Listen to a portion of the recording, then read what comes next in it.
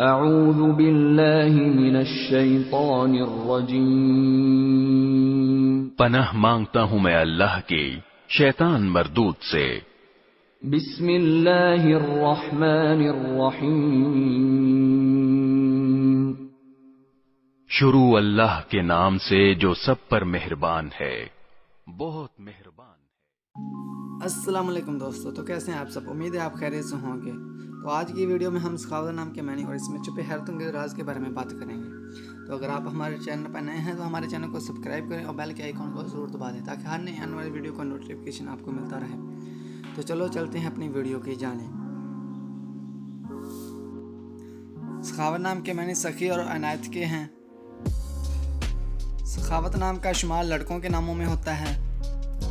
सखावत नाम की इब्तदाई ज़बान अरबी से निकलती है। सखावत नाम के लोगों का मज़हब मुस्लिम होता है। सखावत नाम के अफराद के लिए लकी नंबर 2 माना जाता है। लकी दिनों में बुध और जुमा शामिल हैं। सखावत नाम के अफराद के लिए लकी रंगों में सब्ज़ और पीला शामिल हैं।